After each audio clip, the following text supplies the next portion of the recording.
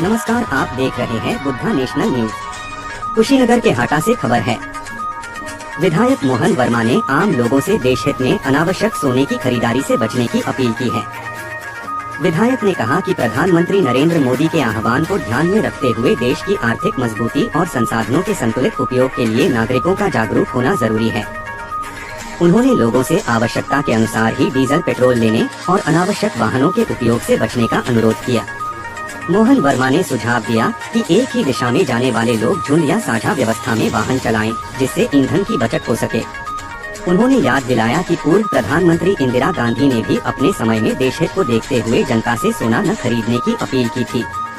विधायक ने कहा कि देश की मजबूती में जनता का सहयोग सबसे महत्वपूर्ण है।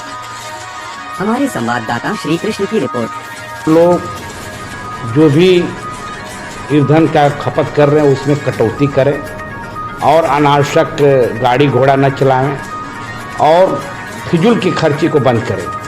और जो चीज़ अपने देश में नहीं हो रहा है, ईंधन से ले लीजिए या सोना को ले लीजिए, उसको आम जनमानस से उन्होंने अपील किया कि इसको कम से कम खरीदने का कोशिश करें। अनावश्यक उस पर फिजूल खर्ची अपना पैसा न खर्चा करें और देश को मजबूत करने के लिए, देश के सहयोग करने के लिए हर एक जनमानस को तैयार रहना पड़ेगा। क्योंकि आपने देखा होगा कि अभी जो दूसरे देशों में लड़ाई छिड़ा है, इसमें हर एक देश, अमेरिका जैसे देश ने अपने ईंधन को में बढ़ोतरी 20 से 25% की बढ़ोतरी की, लेकिन अपना केवल भारतवर्ष ही ऐसा है कि किसी भी प्रकार का कोई बढ़ोतरी नहीं की है। और अपने देश को मजबूत करने के लिए जो देश के प्रधानमंत्री का अपील है, जो प्रदेश के मुखिया का अपील है, उसको हम जनमानस को स्वीकार करना ही पड़ेगा। सोशल मीडिया पे तमाम चीज़ें देखी जा रही हैं कि आपके चुनाव समाज के आते हैं, चुनाव लोगों का ये कहना है कि लोगों के सामने रोजी रोटी का एक संकट खड़ा हो जाता है, इसको लेकर कैसे?